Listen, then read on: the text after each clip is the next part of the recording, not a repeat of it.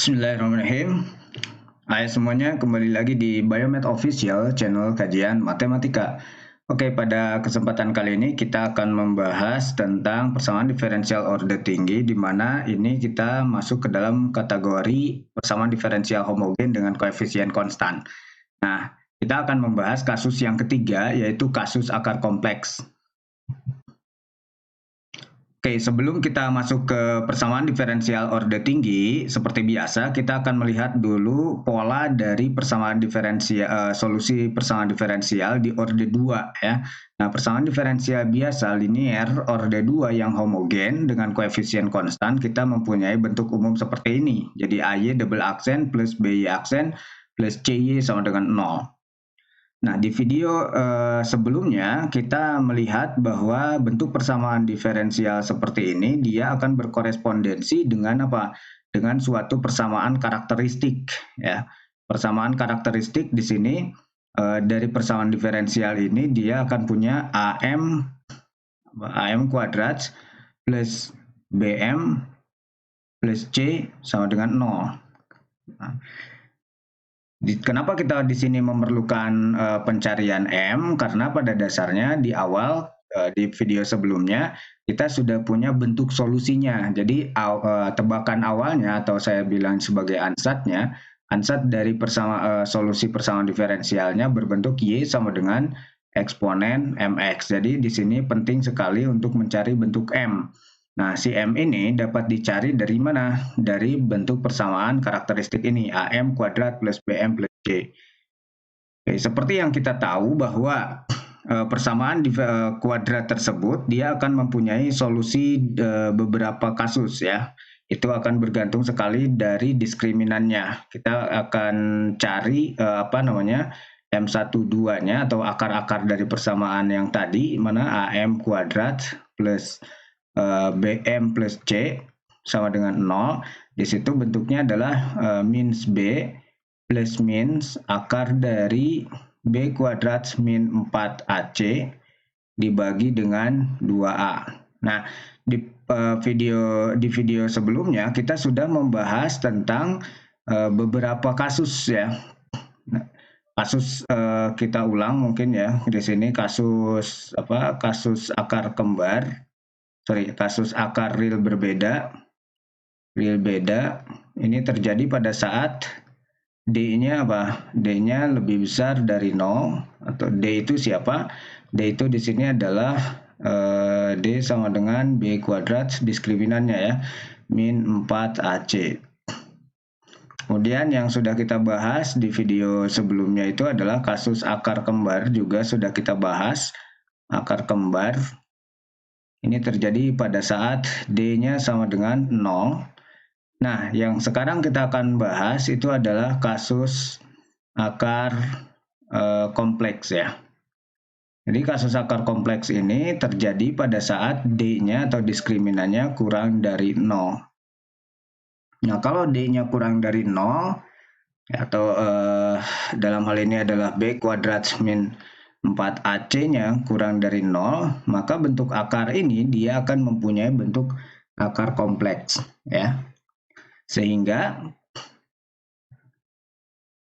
ya ini akar-akar dari AM kuadrat, sehingga akar-akarnya dari bentuk AM kuadrat itu adalah M1-nya misalkan kita punya alfa aja, alfa plus I beta, kemudian M2-nya jadinya alfa konjugatnya minus I beta. Nah, dari sini alfanya itu kan kalau kita lihat dari bentuk M12 di sini berarti alfanya adalah dia berbentuk minus B per 2A ya. Kemudian si betanya karena I-nya ini udah keluar ya. I-nya itu di sini I itu sama dengan akar min 1 ya. Akar min 1 berarti I kuadratnya sama dengan min 1 di situ. Nah, si beta ini kan dari sini ya B kuadrat min 4AC, dia B kuadrat min 4AC-nya negatif. Jadi kalau dikeluarkan I-nya, akar min 1-nya ini kita keluarkan, berarti ini tinggal 4AC min B kuadrat. Jadi si beta ini tidak lain adalah bentuk dari min dari diskriminan dibagi 2A per 2A.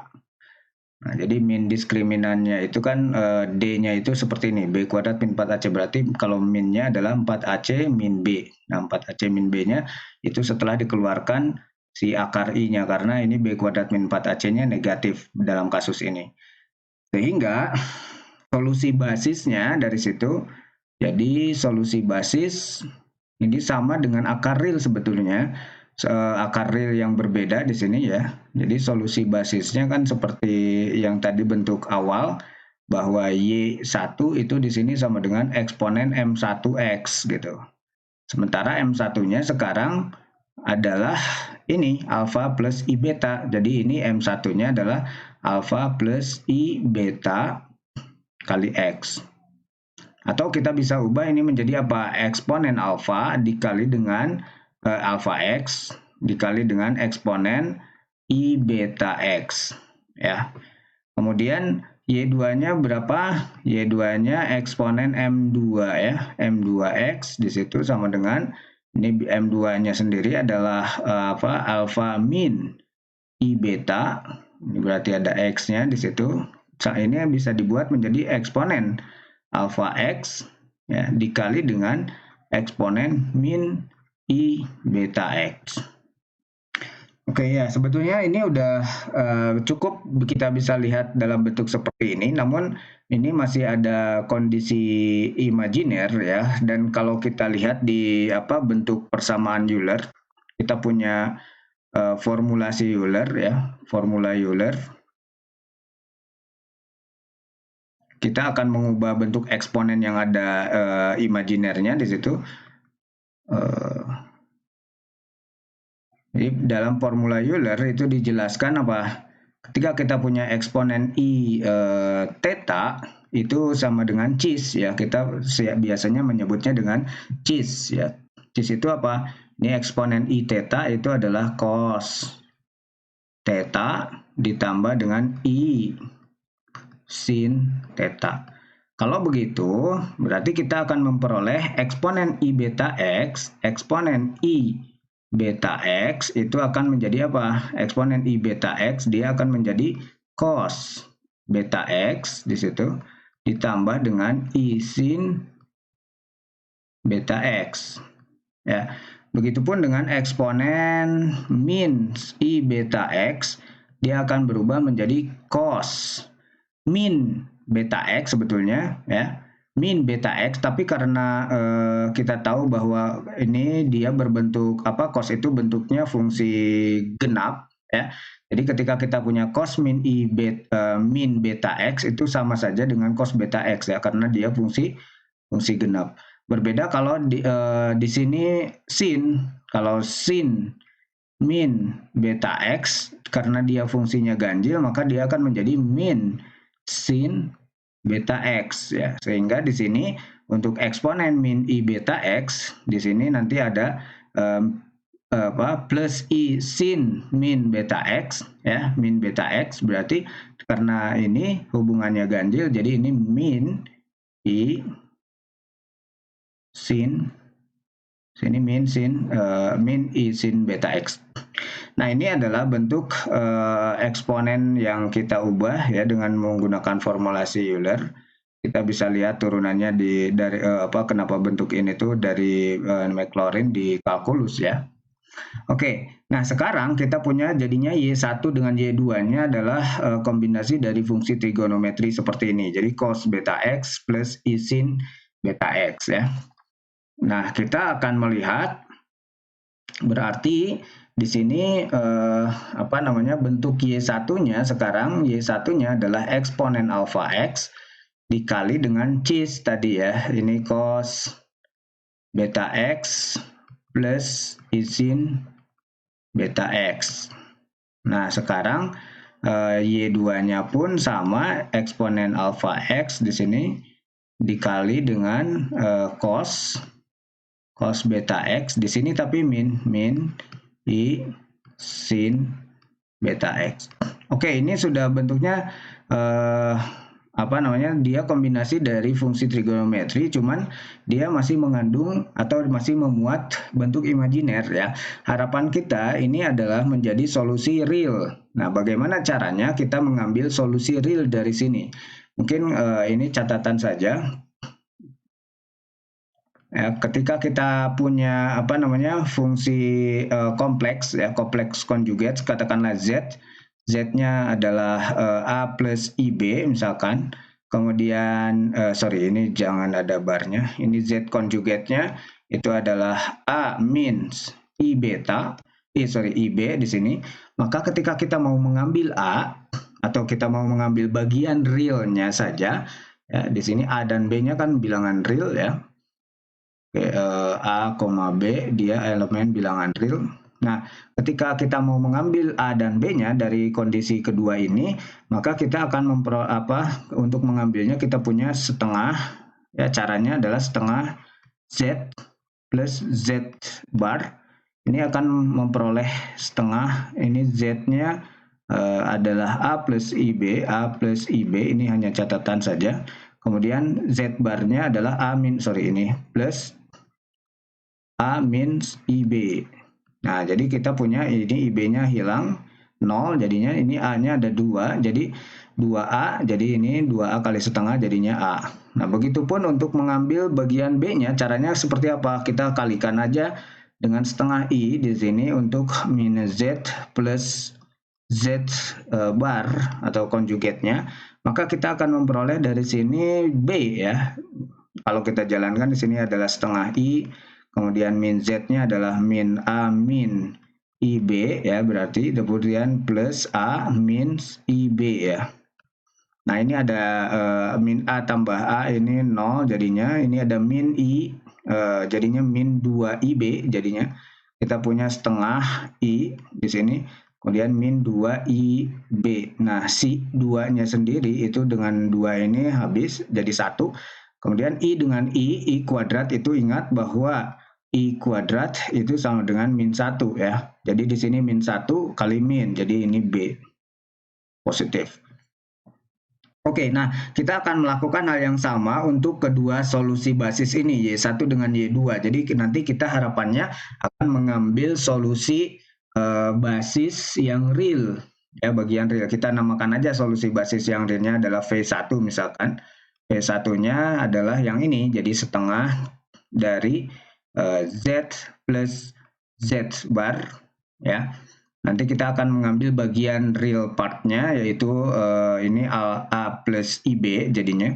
Nanti akan menjadi eksponen alpha X jadinya ya, cos beta X ya, karena B-nya bagian real dari sini adalah eksponen alpha X cos beta X kan ini yang bagian imajinernya.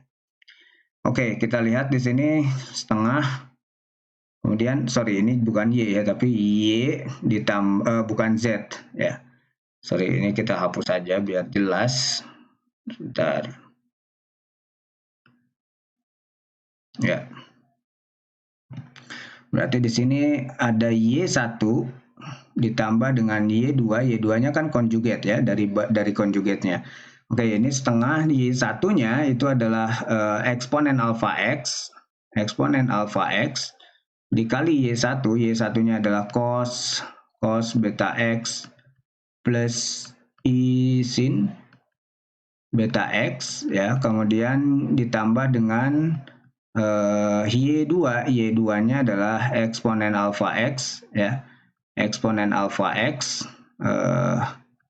ini cos beta X min I sin beta X, sebetulnya bisa ditulis cis beta X. Oke. Nah, ini udah tinggal setengahnya. Oke, ya ini jadinya kita punya setengah. Ini eksponen alpha X-nya bisa kita keluarkan, alpha X di situ, sehingga nanti kita punya ini ada cos beta X saja ditambah dengan I sin beta X gitu. Ini sama dengan yang di konjugat ya. Ditambah dengan cos beta X dikurangi dengan I sin beta X, sehingga kita punya yang ini I yang eksponen yang ada I-nya imajinernya ini 0. Kemudian ini tinggal 2 cos beta X dibagi 2 jadi 1 ya. Jadi oke, ini adalah eksponen alfa X dikali dengan cos beta X saja. Nah, ini adalah V1-nya atau solusi basis yang pertama. Oke, solusi basis yang kedua kita bisa ambil dari seperti ini. Jadi ambil ya dari setengah I ya. Setengah I min Z kok min Z lagi ya. Min Y1 berarti kita ganti di situ. Min Y1 ditambah dengan Y2. Artinya kita punya setengah I ini min Y1 artinya ini min Y1 ini kita bisa keluarkan aja langsung biar cukup penulisannya. Kita keluarkan si bentuk eksponen alfa X-nya. Jadi ini setengah I dikali dengan eksponen alfa X ya. Min Y1-nya itu eksponen alfa X-nya udah keluarkan jadi min cos beta X min I sin beta X ya. Lalu di situ ditambah dengan plus Y2 eksponen alfa X-nya udah keluarkan jadi tinggal cos beta X min I sin beta X. Oke. Nah, ini min cos beta X dengan cos beta X ini dicoret 0, tinggal min ya. Jadi ini kita punya setengah I eksponen alfa X, di situ ada min 2I sin beta X. Nah, di sini 2-nya dibagi dengan yang ini. Kemudian I dengan I kuadrat ya. I kuadrat itu adalah min 1 tadi. I kuadrat adalah min 1 dikalikan min. Jadi min 1 kali min itu positif. Sehingga kita akan memperoleh di sini V2-nya, solusi basis keduanya adalah eksponen alfa X kemudian sin beta X. Oke, nah ini adalah V2-nya. Ya, ini V2-nya. Jadinya kita punya ini bentuknya. Ya. Nah, kalau kita lihat sebetulnya bentuk yang ini V1 itu sendiri kalau kita explore lebih jauh, V1 itu adalah apa? Ini sebenarnya hanyalah bagian real dari Y1 sebetulnya. Ini adalah bagian real dari Y1 kan adalah eksponen alfa X cos beta X ya. Kemudian yang ini yang V2-nya itu adalah apa? Dia bagian imaginary part-nya. Dia bagian imaginernya, imaginer yang dari Y1 ya. Jadi V2-nya adalah bagian imajiner dari Y1, itu adalah apa? Eksponen alfa X dikali dengan sin beta X bagian imajinernya. Jadi kita bisa langsung saja sebetulnya V1 adalah bagian real dari Y1, kemudian V2-nya adalah bagian imajiner dari Y1-nya. Nah, ini sehingga nanti bentuk solusinya sekarang, solusi umumnya. Jadi solusi basis, sekarang solusi umumnya apa? Solusi umumnya berarti Y sama dengan C1V1, V1-nya, oke saya tulis dulu C1V1 ditambah dengan C2V2.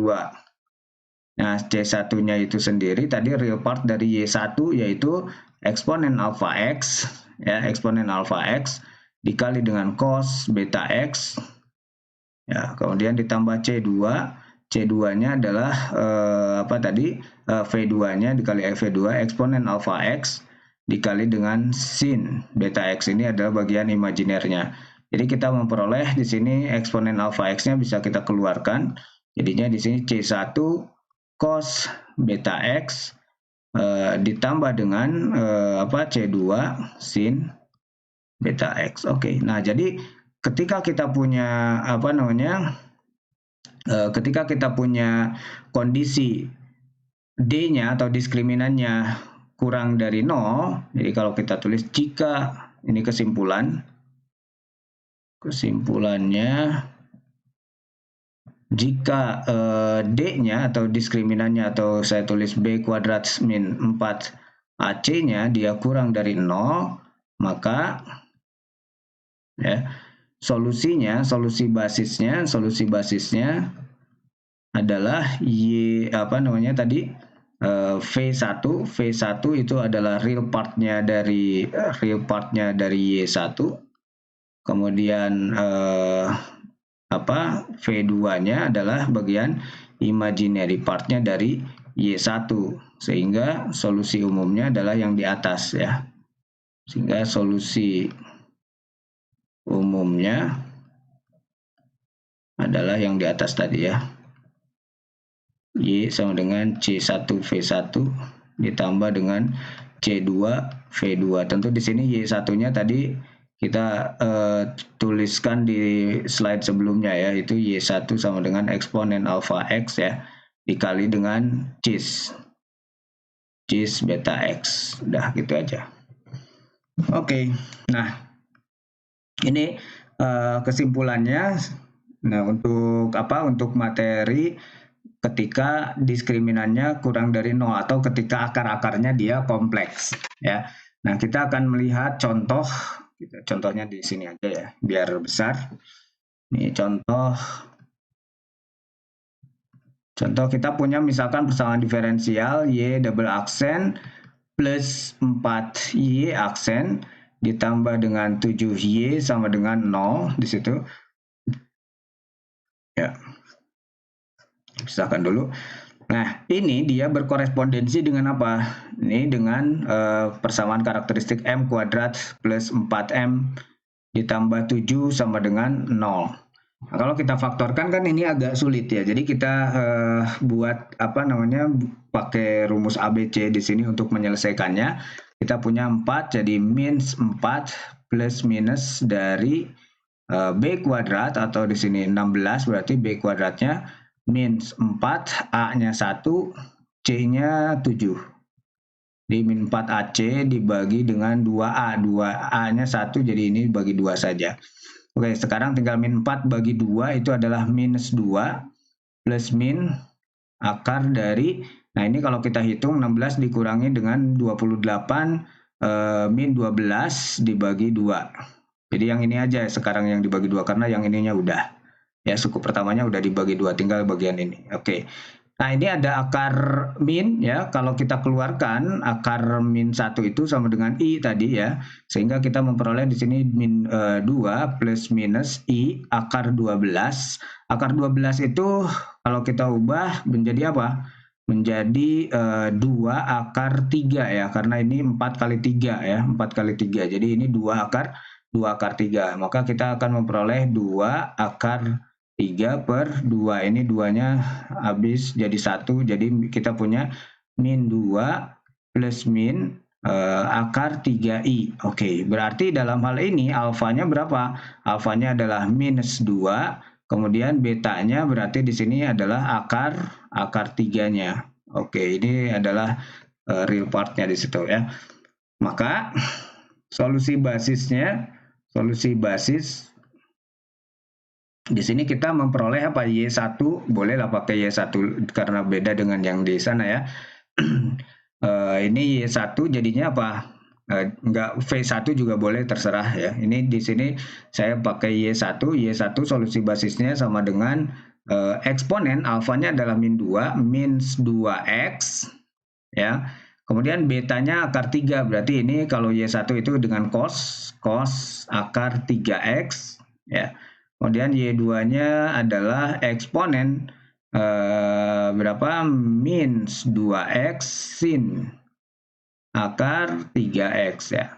Nah, ini adalah solusi basisnya. Kalau kita periksa sebetulnya ini dia bebas linear ya. Dia akan bebas linear, Wronskian matriksnya pasti di sini tidak sama dengan 0. Jadi Wronskiannya di sini kalau diperiksa, coba periksa di situ tidak sama dengan 0.